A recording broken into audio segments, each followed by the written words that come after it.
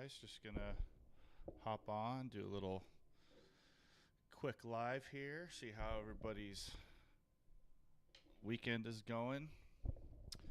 I don't work on horses on the weekend, so this is my time to catch up with my social media stuff and do whatever back end work I got to do.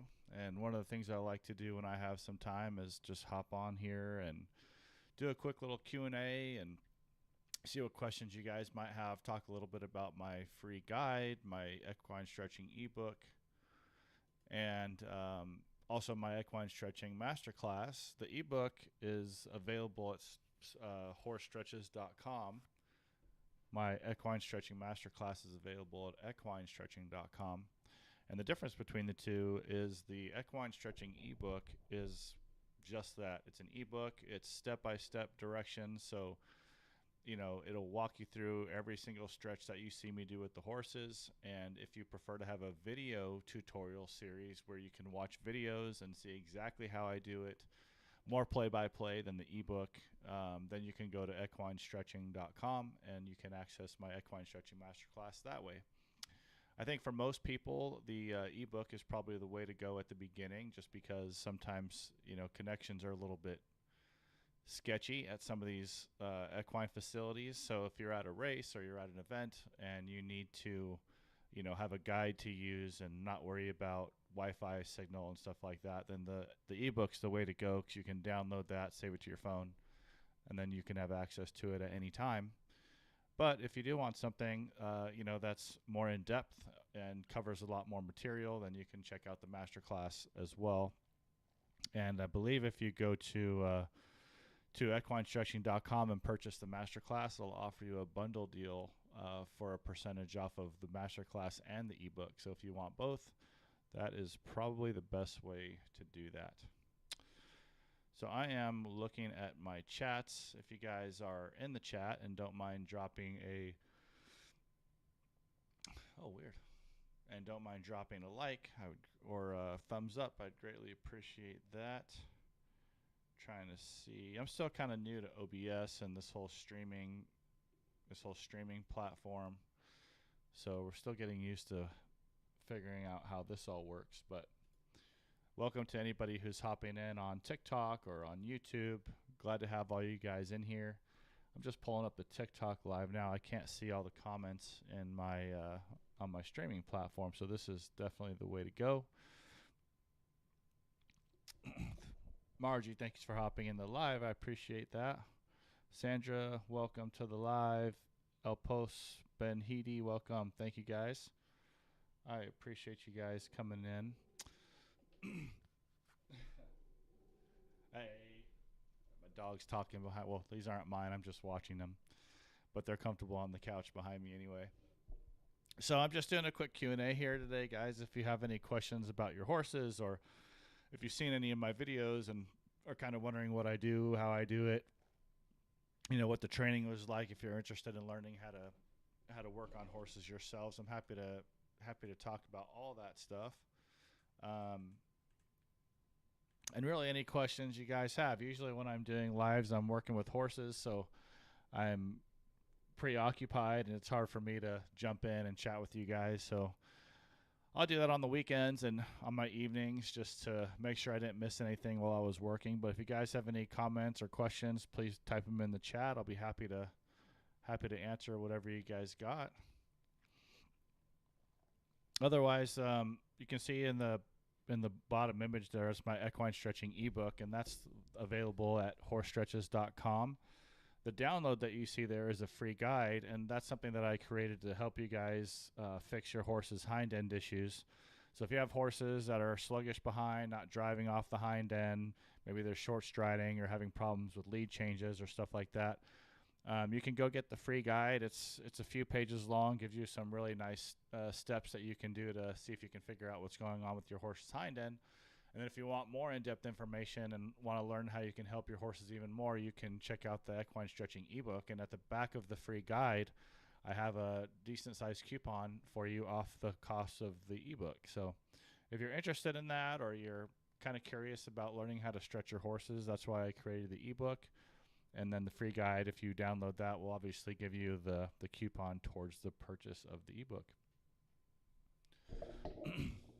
Got a couple videos that are doing pretty well right now. A lot of people think that chiropractic is only adjustments, right? But as a chiropractor, I not only treat the structure, but I also treat the soft tissues. And by soft tissues, of course, I mean muscles and tendons. Ligaments are really, they're kind of lumped in with soft tissues, but they're not really a soft tissue. They're almost as hard as the bone. So I don't treat ligament stuff, but definitely tendon and muscle, connective tissue stuff. And the two videos that are doing well right now, they're just soft pressure. I'm not really doing any big adjustments. I'm just checking and clearing out soft tissue pain and trying to get the horses more comfortable. So if you want to see how that works, just go into my profile, and it's the most recent 2 videos there. Not a whole lot of people in the live today. Looks like we got 7. Last, Thursday, I was doing a live with that horse that I have the videos of I was just talking about, and I had 700 people in there. So the lives when I'm just chatting, doing Q&As, don't do nearly as well as the other ones, but I'm definitely grateful for those of you who are coming in and checking out the live. Again, let me know if you have any questions, and if you don't mind just continuing to tap that like button, I would greatly appreciate it, as well as any shares. I think TikTok really loves the shares as far as the algorithm goes, so they'll really, send out the live to other people if you guys are sharing it. So thank you so much for hopping in. If you have any questions, again, please type them into the comments section. I'd love to chat with you guys. Like I was saying, normally I have a horse in front of me, so I don't get to sit here and stare at the comments section when I'm working on the horses. So this is just a good opportunity for me to jump in here and actually have chats with you guys where I'm not distracted with the horses. So feel free to type in any questions, comments, concerns, really about anything chiropractic education, what I do, why I do it, how I got into it, anything like that. I'm super happy to talk about. So again, that link on the bottom of the live, that's to my free guide, which is a 2-step guide to help you solve your horse's hind end issues. And the hind end is the primary motor for the horse, right? They drive off the hind end, and that's what gets them moving. So if you are having any issues with your horses, want to know how to help your horse's hind end move better, feel better, and so they perform better, check out that free guide. It's comprehensive, and I give you quite a few steps in there to help your horses move better and feel better. Hey, Nate, thank you for the question. How did you decide to do what you do? Do you also ride? So I do ride, but I don't have my own horses. I get clients that invite me out to ride quite a bit, and I actually got to show one of my clients' horses in Tulsa last year at the Pinto World Championships, and I got a reserve world championship on him, so that was pretty amazing. I wouldn't say I ride like, team ropers and barrel racers and people that ride all the time, but I do get to ride on occasion, and I really, really love it. But I really didn't decide to do what I'm doing. It kind of just fell into my lap. I was a human chiropractor in Colorado, and I had a practice in Durango. It's called Serving Life Chiropractic. And I had already gotten my my equine and canine animal chiropractic certification is what it's called, but they teach you how to work on horses and dogs in that course, and then you can apply large animal stuff to other large animals like cattle and whatever. And then the dog stuff you can apply to goats and sheep and pigs and all the smaller animals. And I had a bunch of people that kept bringing their animals to my chiropractic office and asking me if I could work on them.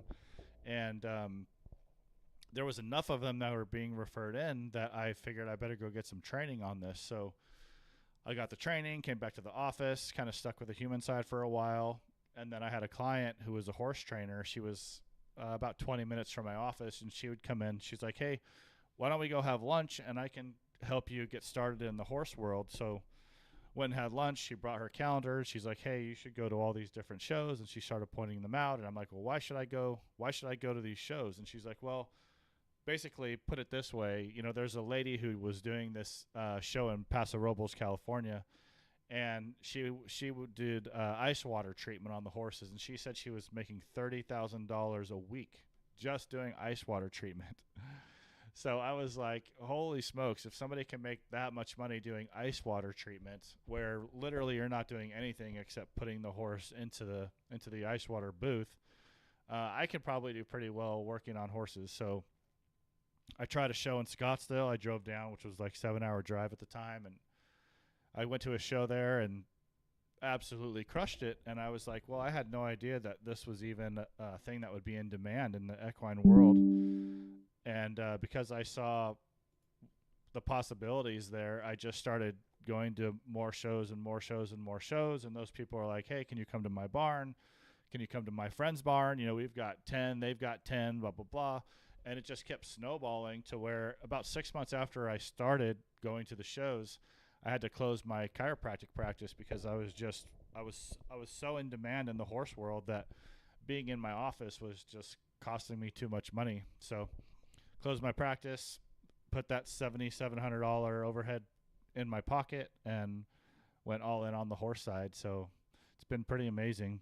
Thank you guys for hopping in, and thank you for that question again. If you guys don't mind hitting that like button while you're in here, I would greatly appreciate that. Phyllis, thank you so much. I appreciate that. Oh, hey, Stacy. That's awesome. Yeah, I love Paso Robles. Those they put on some really nice shows there. Really nice quarter horse shows. Do you show as well, Stacy? Any of you guys hopping in? Do you guys show? Yeah, absolutely, Nate. Thanks so much. Christy Lowry, advice to help with kissing spine. So there's nothing you can really do to help with the kissing spine itself. I mean, once it's there, it's there. It's a arthritic condition, basically. And the problem with kissing spine is that when a horse extends its back, which is bringing his head up to the sky and bringing his butt up to the sky, dropping his belly down to the ground, when the horse goes into extension like that, it approximates the spinous processes. So if you're looking at a vertebrae, you got spinous. Here, give me 1 sec. I'm going to go grab a spine. I'll be right back.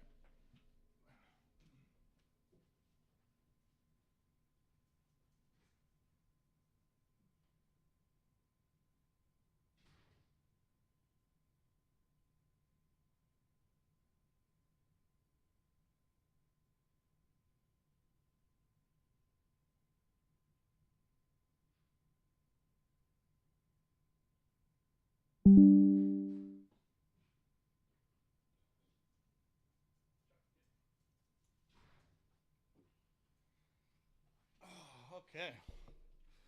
So here are some. These are actually dog spines right here. So just to illustrate or demonstrate what the spinous processes look like. So this would be the withers. This is actually, I believe this is the spine of a mini pony or mini horse. But this is the withers, and then this would be where it attaches to the low back. Sorry, the mid back going down the back. The head would be up in this area, right? So here's the spine. When a horse brings his head up to the sky, and these are the spinous processes right in here. So when we say that an animal has kissing spine, what we mean is that these gaps in between each of these spinous processes here starts to go away because the body starts to lay calcification down in between them, and it'll start on the edges of the spinuses, and then that calcification will grow together to where there's no longer a gap here. Usually it starts up at the top, and then it'll kind of fill its way in going down. Sometimes it'll happen all the way up and down the spinous processes at the same time. But what happens is when the horse brings his head up, these spinuses come together. They approximate. So these gaps will decrease as the horse brings his head up. As it brings its head down, these will open up, so they'll spread apart, so these gaps will get wider. So if you have a horse that has kissing spine and the arthritis is in between the bones, and it's a jagged type of arthritis, so it's very uncomfortable, as the horse brings its head up, it approximates that stuff, so it starts to pinch together. And that pinching together is basically bone-on-bone pain, and so you get a lot of inflammation, a lot of tenderness, and a lot of pain up here when you have kissing spine. So if you think about it, if the horse is bringing its head up and dropping its butt causes these to approximate, and that causes pain, then what we want to do is open these up to try to improve the mobility and the elasticity between the spinous processes. And what we want to do, because there's muscles that run all along the sides here, is we want to spread those things out and really stretch those muscles and all the soft tissues to try to get some of that inflammation out of there and try to get those lymphatics pumping out anything in there that's causing them pain. And the way you do that is by stretching your horses into flexion. So we want to drop the head and neck. We want to get this whole section dropping down towards the ground so that these spread apart, opens them up, stretches those muscles, and gets that pain and inflammation out of there. And the way that we stretch those out is by doing flexion stretches. And the best one that you can do is a pressure point on the sternum. And I just like to call it the sternal pressure point because it's pretty descriptive. And you want to apply pressure at the sternum and get the horse to really round out and lift his back so it spreads those spinous processes out and stretches all of that soft tissue that's up in and around that area. For kissing spine, that's really all you want to do. You never want to do any extension stretches. You don't want to do any extension pressure points. You want to take as much pressure off the top line as possible. So everything you do for that horse, you want to round out its back. You want to do flexion stretches in the pelvis. You want to do the sternal flexion pressure point. You want to rotate that horse's head to both sides, have him touch his shoulders. And it depends on where the kissing spine is, because usually it's at the junction of the withers and the rest of the thoracic spine, kind of right at the base of the withers. And then the other location is at the thoracolumbar junction, which is where the thoracic spine meets the lumbar spine in the low back. Sometimes they can have it all the way up their back. It just depends. But it's not a condition that develops over time. It's really a congenital condition, and over 60% of all horses are born with kissing spine. So it's more common than not, believe it or not. It just doesn't become a problem very often. So hope that helps with your kissing spine question. Let me know if you need any follow-ups to that. Oh, his is his low back. Yeah, so in that case, I would really focus on the pelvic flexion pressure points. And those are just pressure points behind the pelvis that you can use to lift your horse's butt and really help to lift his back in that low back area. I have a full tutorial on that in my equine stretching ebook, as well as my equine stretching masterclass. But for kissing spine, stretches are absolutely imperative. I mean, it's really the only thing maintenance-wise that you can do to really keep your horse moving well there and to help keep his range of motion, as good as it can be, and kind of prevent more degeneration in that area. So definitely check out the pelvic flexion pressure point. You can also flex the hind legs one at a time. It's very helpful. But for the pelvic flexion of the hind legs, you have to do the physical work. Whereas with the pressure points, they're very comfortable. You don't have to lift any legs or really strain yourself to get the stretch done. So that's why I really love the pressure points for that stuff. Equine Cryo, thanks for sharing the live. I appreciate that. Jerica, thank you for following. Appreciate all the follows and all the likes, guys. If you guys don't mind continuing to hit that pressure point, my gosh, the like button, I would greatly appreciate that. Oh, wow, that's awesome, Stacy. Horse massage therapy is awesome. I definitely recommend it for my clients. Cowboy Tony, thank you. Thanks for joining the live. I appreciate it. Guys, as you're coming in, if you don't mind hitting the like button for me, and if you wouldn't mind sharing the live, I would greatly appreciate it. I'm just taking a few minutes to do some Q&As. I know you guys probably have busy weekends, but I had some free time, and this is my only opportunity really to chat with you guys where I don't have a horse sitting in front of me taking up all my time. So it's like my one chance to give undivided attention to you guys. Hello, Candace. Thanks for hopping in. I appreciate it. Where are you watching from? Hey, Kat. How are you? Kat's been a viewer for a really, really long time. I love my longtime followers. Amazing. Oh, you became a chiropractor. Wow. That's pretty amazing. Denmark. Wow. Thank you for watching from Denmark. Haloon? Am I saying that right? Haloon? Awesome, Kat. Hope you're having a good weekend. Mine's pretty chill so far. Can't complain. Oh, Tennessee. Awesome. Welcome from Tennessee. I've got some clients out there down in Spring Hill, and well, I guess the other ones are up in Bowling Green, not too far from Nashville. So yeah, if you guys are just hopping in, if you don't mind hitting the like button for me, I would really appreciate that. And if you guys don't mind sharing, that would be great. Helene, thank you so much.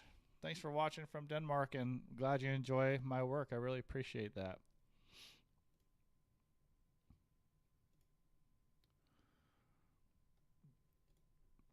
Awesome.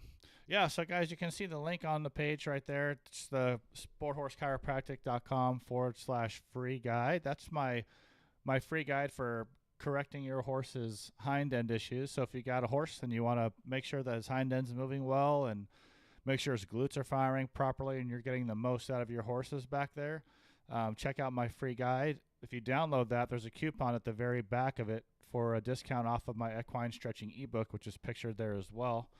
And if you're just interested in looking at the ebook, that's at horsestretches.com. Oh, where's the Pinot show next weekend? Is it up in Washington?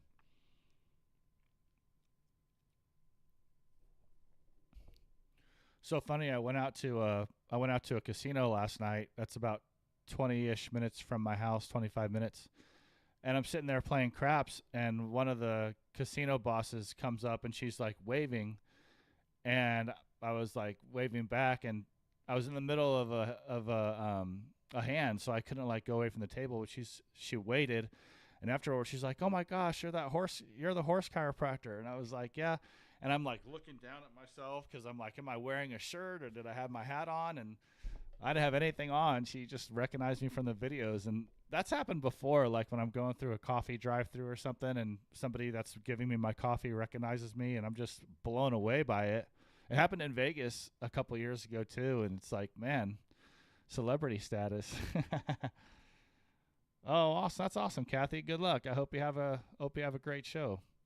It was nice seeing you at Pinto. It's been a little while.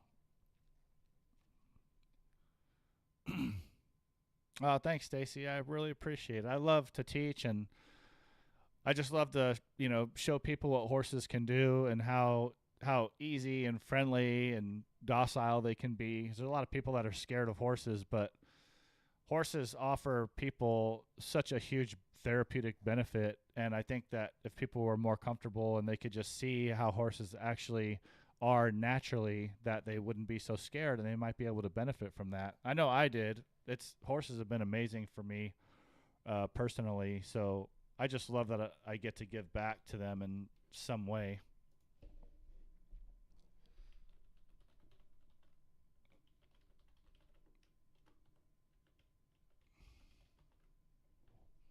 But yeah, if you guys have any more questions, please drop them in the comments. I'd love to answer any questions that you have.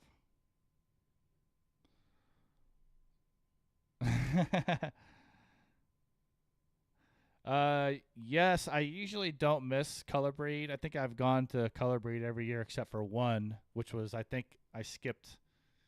I didn't skip last year, but I skipped the year before. But Color Breed Congress is a really busy show for me, so I don't typically miss that one. What is your favorite way to bond with a horse before you start your sessions? Helena, that's a good question.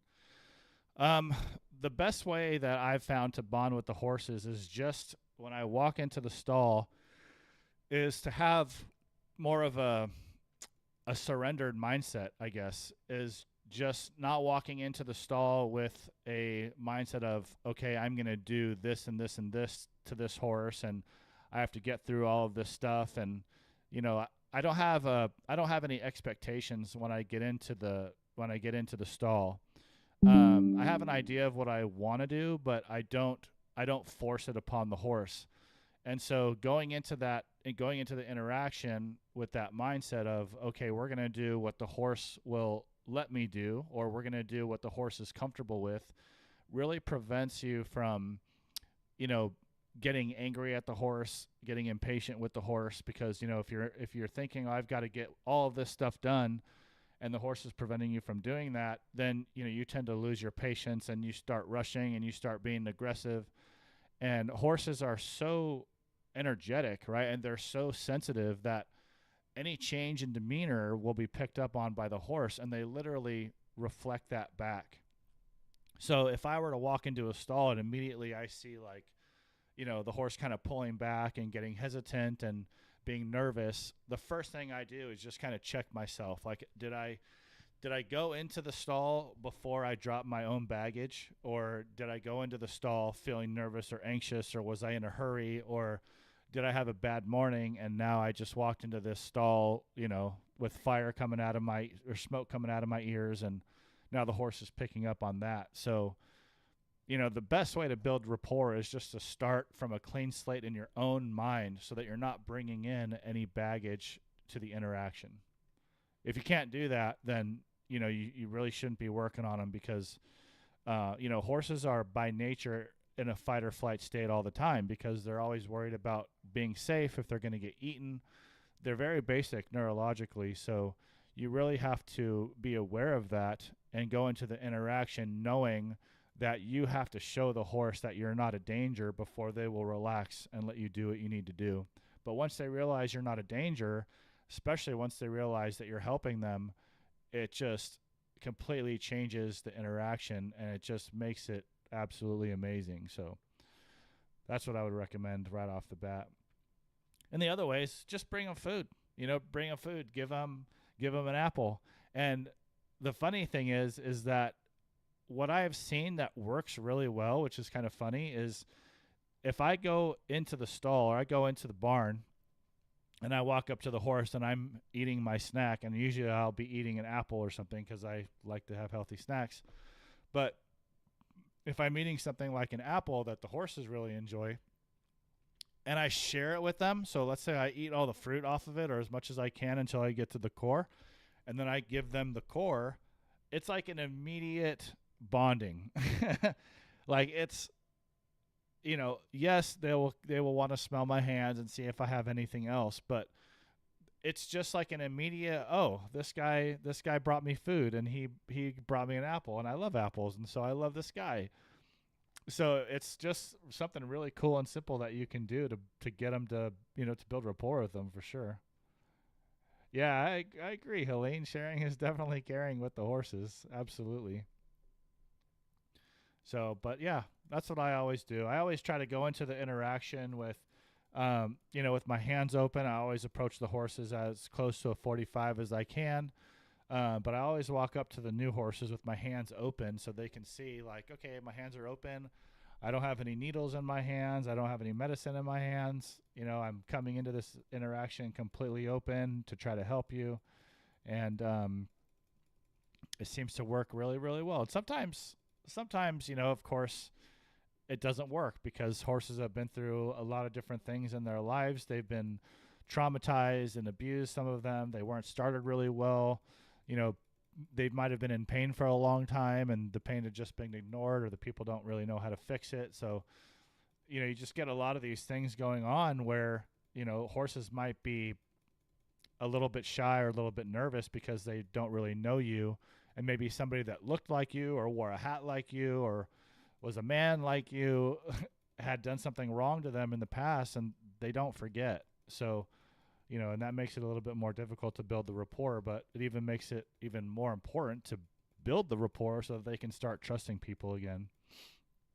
And I've had a lot of people tell me when I've been done working on their horses, they'll say things like, I can't believe that she let you do that, or I can't believe he let you lift up his back legs, or I can't believe he let you put his head on your shoulder. I didn't think he would let you do that. And sometimes I'll say back to the owner, I didn't think he would let me do it either at the beginning, but if you just go slow and keep that mentality in your mind that you're there to help them, that you're going to be nice and gentle, keep taking big, deep breaths, don't get nervous, all that kind of stuff really, really, really helps. Hey, Kim, welcome back. Good to see you. I hope you're having a nice weekend. Doing anything fun this weekend?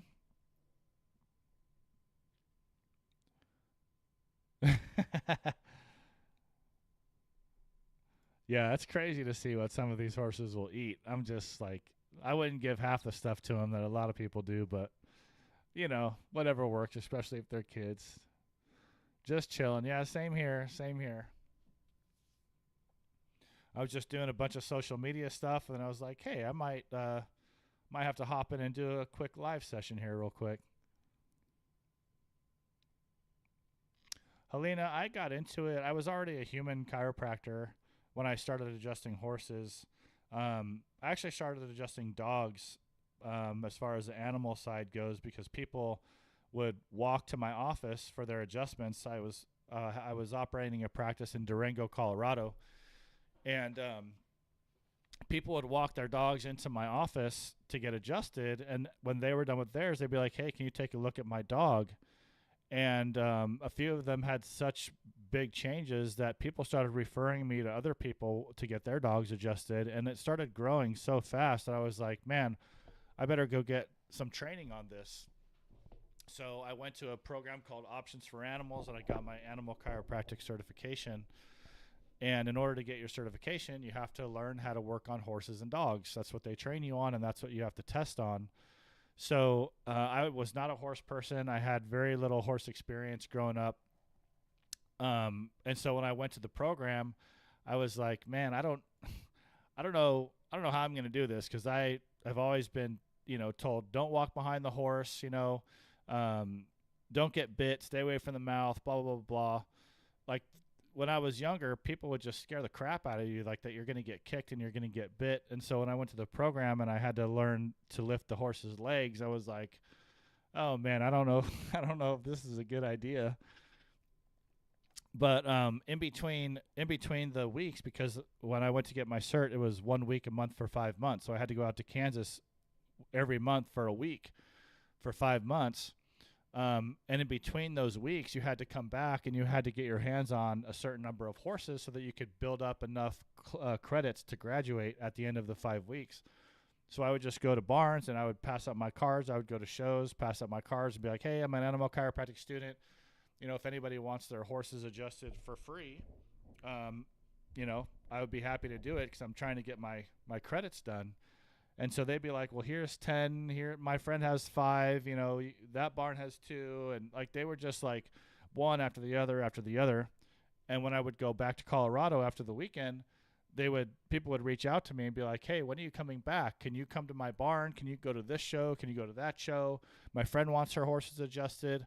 And it just started snowballing. And I had no idea what I was getting into because I didn't realize that there was even a demand for equine chiropractic. But I just kind of rolled with it. I was in my practice for 6 months after I got my animal chiropractic certification.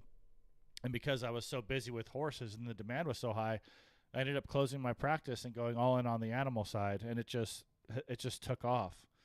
So it all kind of happened by itself. I mean, in 2011, I was flying helicopters for the Coast Guard, and I would have been the last person to, you would have ever expected to be doing chiropractic work on horses. But here I am. Crazy how life works, right? But thanks for the question, Helene. I appreciate it.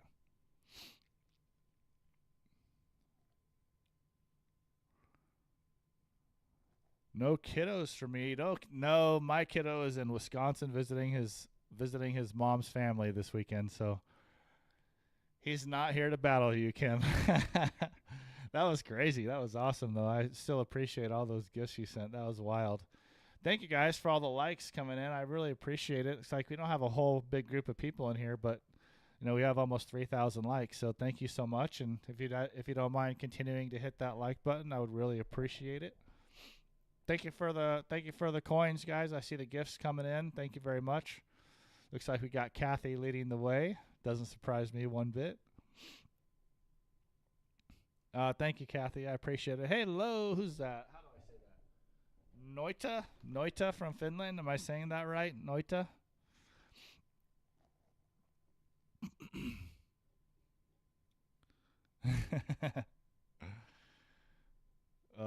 Thank you, Stacy. I appreciate that. I just saw your comment pop up there. Thank you very much. I wonder why my Twitch chats aren't working. That's interesting. Maybe I just don't have any viewers in there. I don't have any followers on Twitch, I don't think, but the software that I'm using is like primarily used for Twitch, so I created an account, but we'll see what happens. And guys, if you want to follow me and see a lot more of my reels and maybe my long form content, I have a YouTube channel.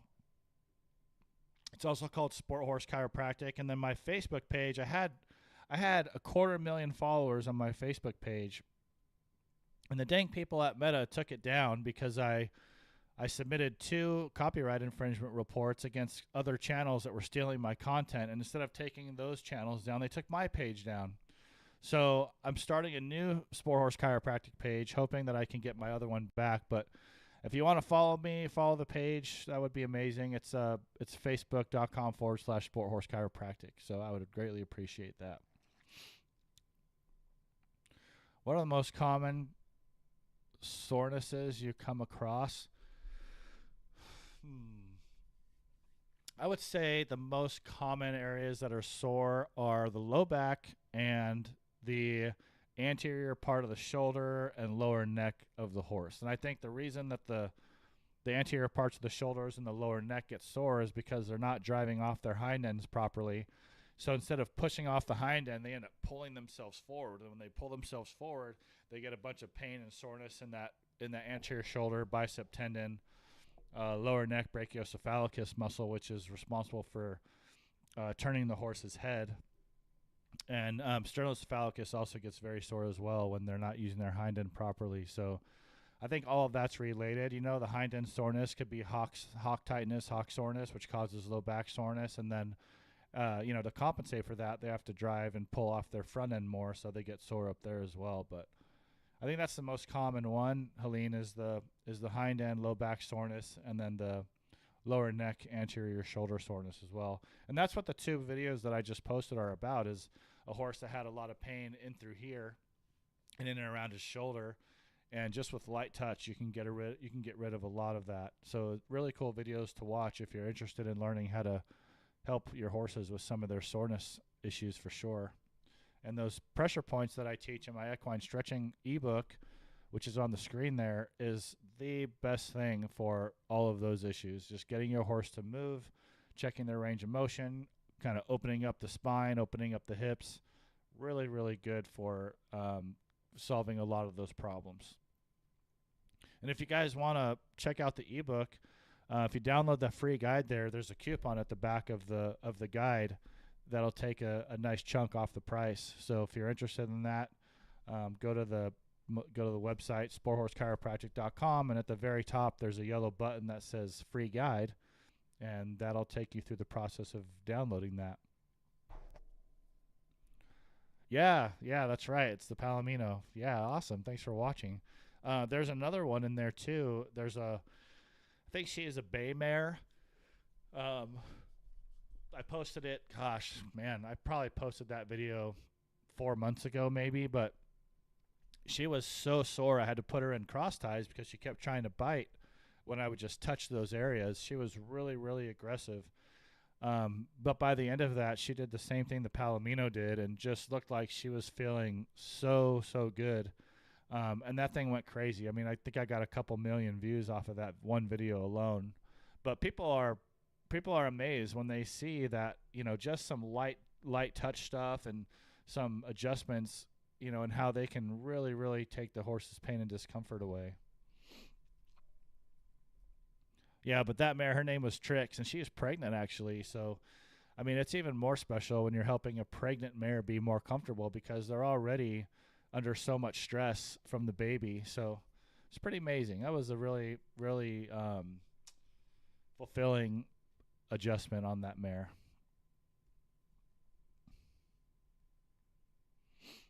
Oh, yeah, Kathy. One of my favorite stretches you've shown us is the TMJ stretch. Yeah, the TMJ stretch, that's also in the ebook and in my Equine Stretching Masterclass. I don't know if I have that one on here. Let me see if I can find an image of that one. I'm pretty sure I have one somewhere. Let me see if I can pull it in here. But the TMJ stretch is so important because it really helps not only get the TMJs more comfortable, but it helps get the pull more comfortable. It helps work all those muscles that attach to the hyoid. So if those muscles are tight and sore, doing that TMJ pressure point can be really, really helpful. And it's a very easy stretch to do, provided you put your fingers in the right spot so you don't get bit. So everybody always asks me, is like, aren't you afraid of getting bit? And I'm always like, well, I'm not afraid of getting bit because I've perfected the art of putting my fingers in spots that they won't get bit. But it's really, really important to make sure that you don't put your fingers up under the horse's teeth, but instead just put them up on the outside of the gum line. And the TMJ stretch, I mean, there's a lot to say about that one because it's not only good for the structure of the TMJ, but it's really, really good for the neurology of the entire horse. And the reason for that is because there's things called mechanoreceptors that are embedded in the joint capsules. They're embedded in the muscle belly themselves. They're embedded in the muscle tendon. One of them is called a muscle spindle cell. And a muscle spindle cell is located inside the belly of the muscles. And what that cell does is it detects stretch.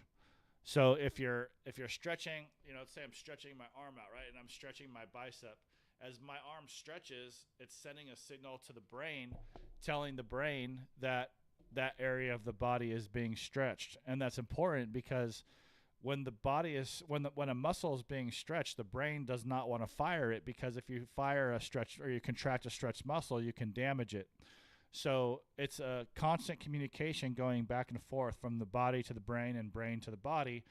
And the muscle spindle cell, when it's sending that information to the brain, helps the brain to calculate where the body is in space and where the appendages are in space.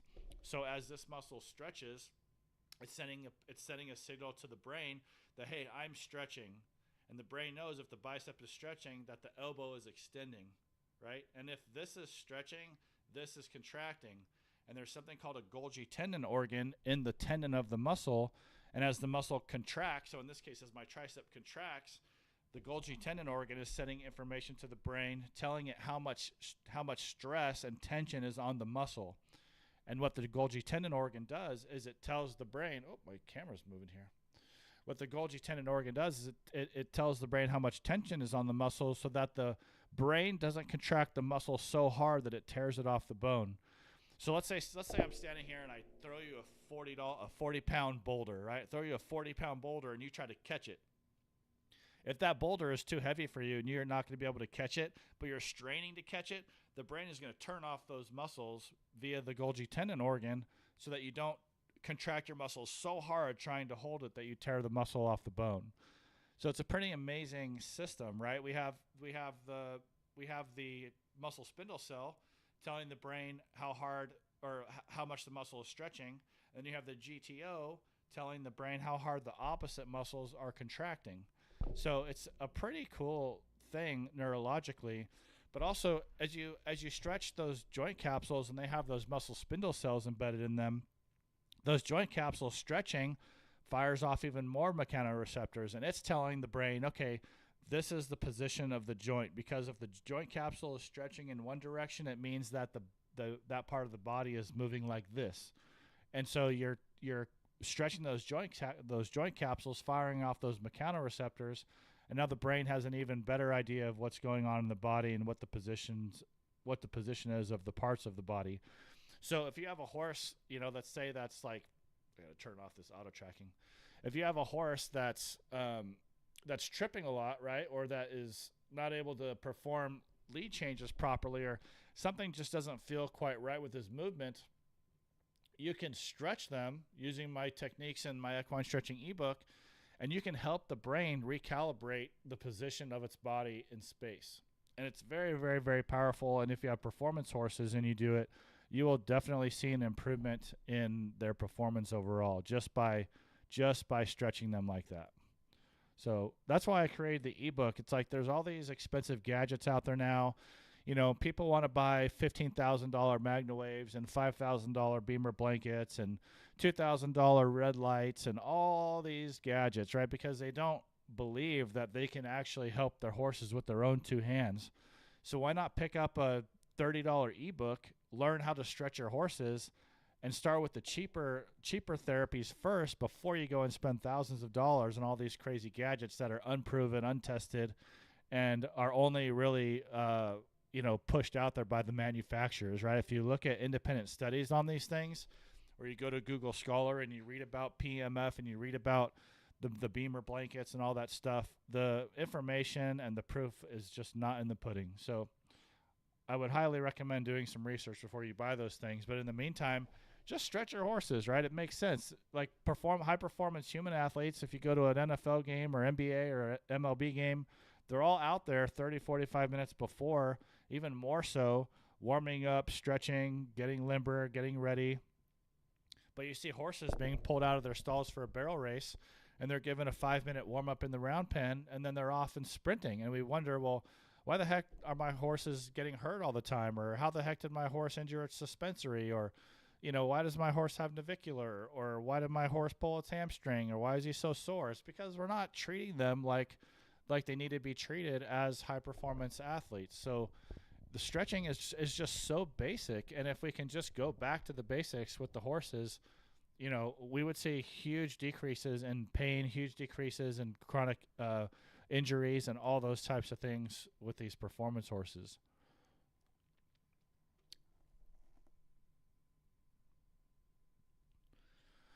Do I have particular stretches that I like to do before or after work? I don't think so. I mean, I don't have like stretches that I would recommend you do over others.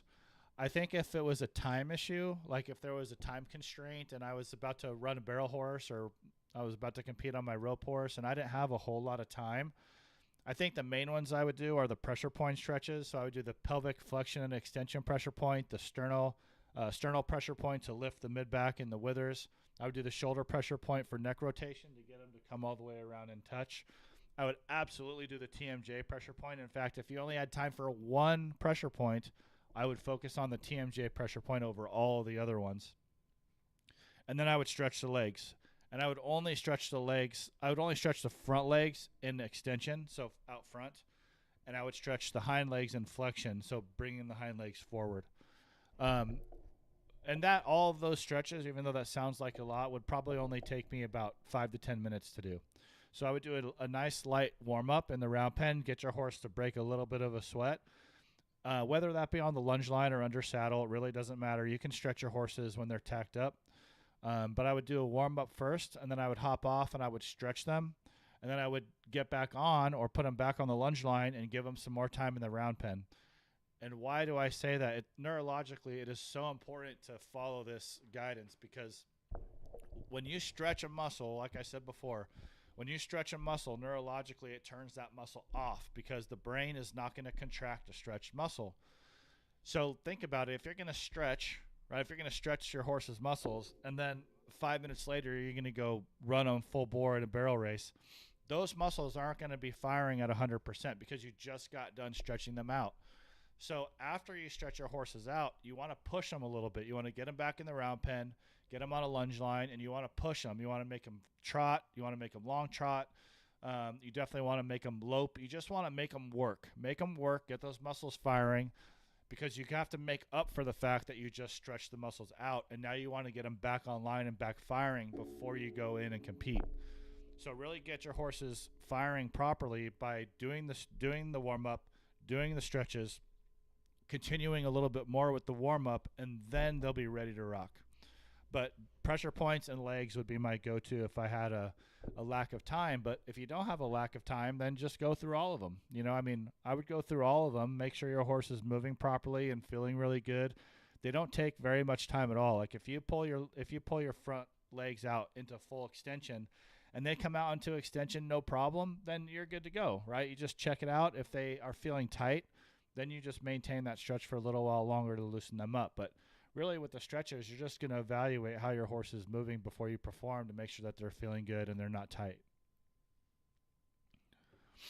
Yeah, absolutely. They definitely think that these horses are machines, and they don't really start understanding that they're not until the horses start to break down. And certain disciplines, they don't even care if they start to break down. They'll just keep pushing them, and it's super, super sad, very unfortunate.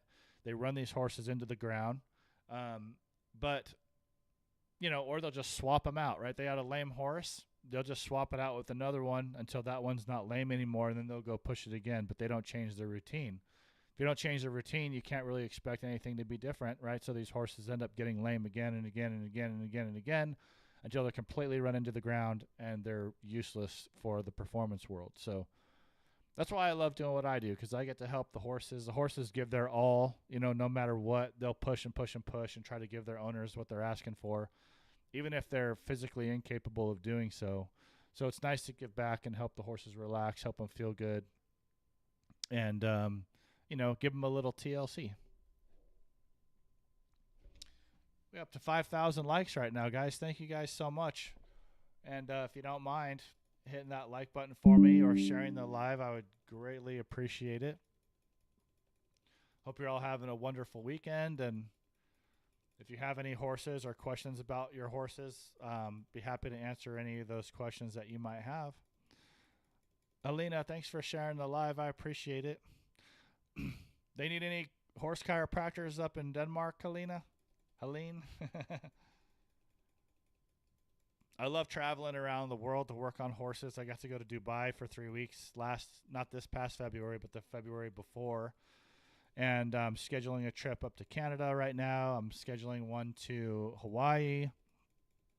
Was invited to the Bahamas earlier, but wasn't able to go out there because became a cost issue with the people. Yeah, I would love to. You got to send me a DM, Helene, so we can make plans. That'd be amazing. Those Icelandic horses are freaking cool little things too. I've never worked on them, but I've seen a whole bunch of videos on them, and the way they move is incredible. I would love to work on some of those. Do you do body work or massage, or what do you do, Helene? Hey, Lawless, what's going on? Thanks for coming in.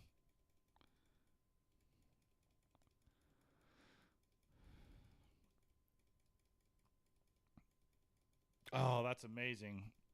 Horse therapy is phenomenal. I'm doing, let's see, Jacob said I've got a horse I'm working with, but she's stiff in the neck, turning right, but to the left she's fine.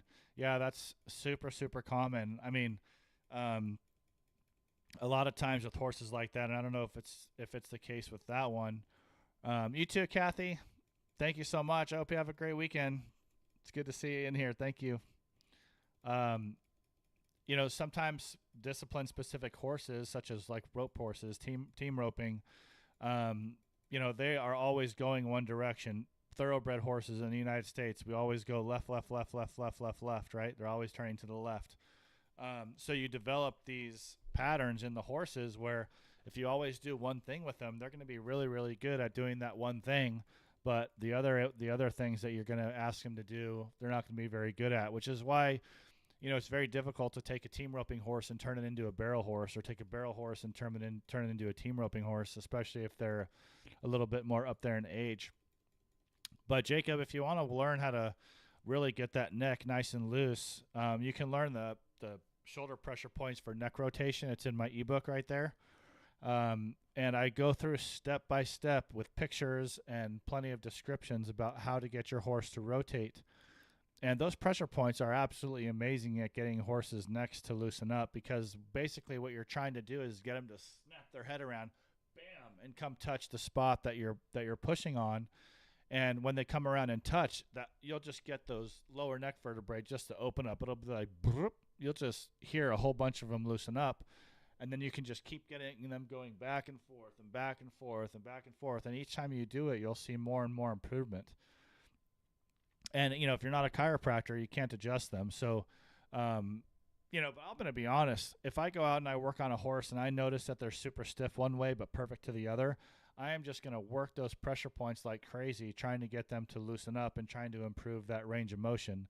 And I've never seen anything work as good as these pressure points. I mean, if I have to adjust the horse in the neck, then obviously I'm going to adjust it. But even after I adjust, I'm still going to go back and hit those pressure points. So, Jacob, if you download the free guide, there's a coupon at the back towards the equine stretching ebook. It takes it from $37 to $17. So if you want a cheap, easy resource, and it'll have 27, 28 stretches in the ebook, you can take a look at that. And I can't guarantee, but I can get close to as I can of guaranteeing that it will help. Jeff, thank you for the gifts. I appreciate that.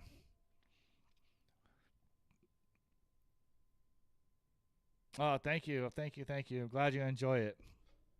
Hello, Chelsea. Thank you for sharing the live. I really appreciate that.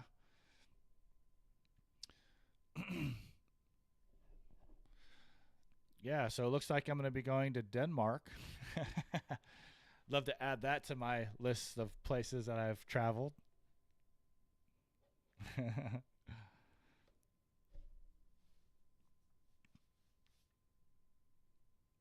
Yeah, absolutely. Jacob, as well as the pressure points, there's another stretch in there for neck rotation. It's not a pressure point. It's a actual manual stretch for neck rotation. So I teach you how to get on the vertebrae, what part of your hand to use, your body position, and how to get them to rotate around by asking them with your hands versus using the pressure points. So sometimes the horses won't rotate around with the pressure points, but if that happens, then I'll just go in and skip the pressure points altogether and do it manually. But that will be really, really helpful to get that loosened up for you as well. Helene, I had another person commenting a while ago on one of my lives from Iceland, and I was hoping I could get some horses together there, but that one didn't pan out. But I hope this one does. That would be awesome. Oh, thanks, Charlie. And Charlie, thanks for coming into the lives. I've seen you in here a few times, and I greatly appreciate your time. So thank you very much. Guys, thank you for all the gifts. Looks like we're up to about 6,000 likes. And that's a lot for only having, probably an average of 25 people in the live at one time.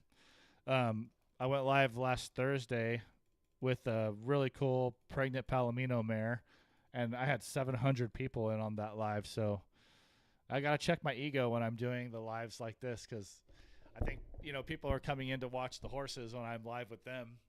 And I think that's pretty much evident by the numbers of people I get in my Q&As.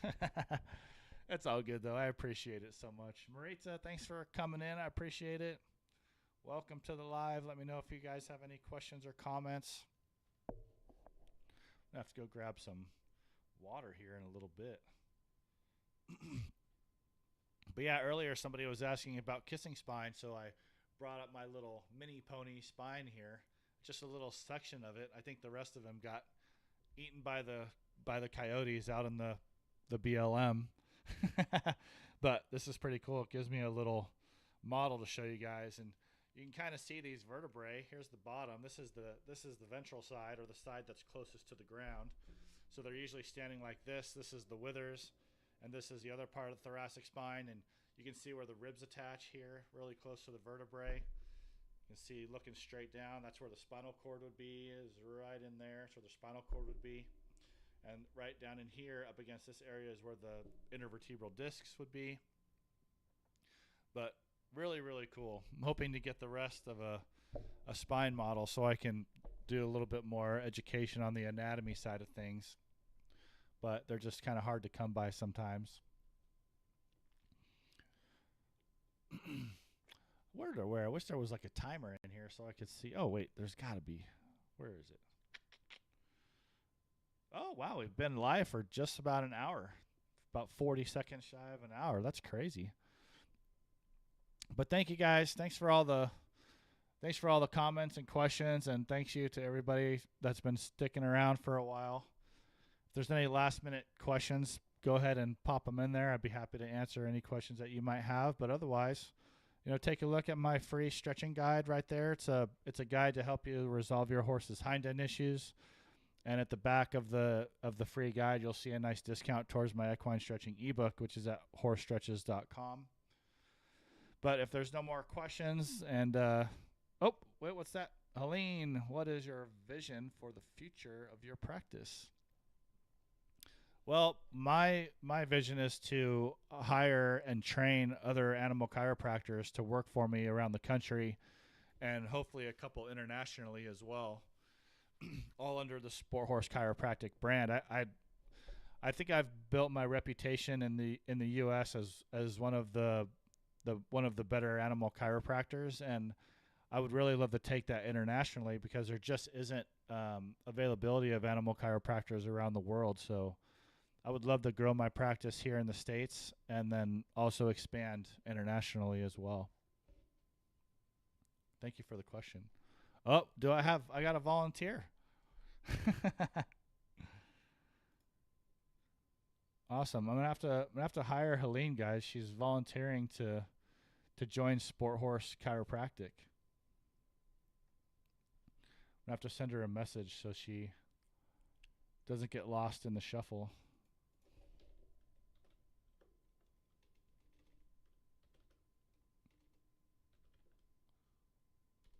But yeah, I teach seminars in the United States, and one of my main reasons for doing that is I'm trying to, trying to find some people to add to my team and build up Sport Horse Chiropractic around the country.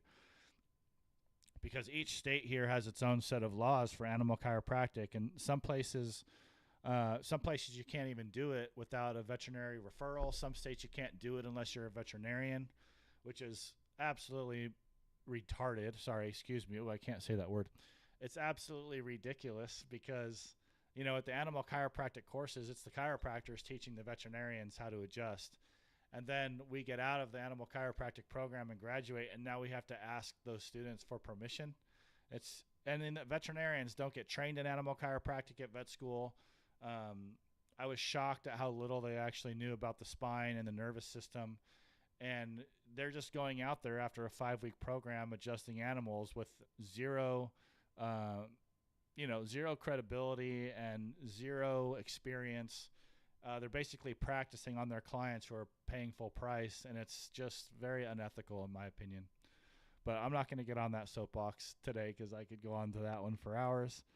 And it doesn't make me a lot of friends in the vet community, even though I have a really good, solid base of veterinary coworkers and referral sources and stuff. But it's just wild. It would kind of be like, it would be like you wanting to go get an adjustment from a human chiropractor, but you can't without your medical doctor's referral. I mean, it's ridiculous. So anyway, all right, guys, I'm going to hop off here. I've been on for about an hour. I really appreciate you guys sticking around, answering questions or asking questions and dropping your comments and all that stuff. But one last time, check out my equine stretching ebook.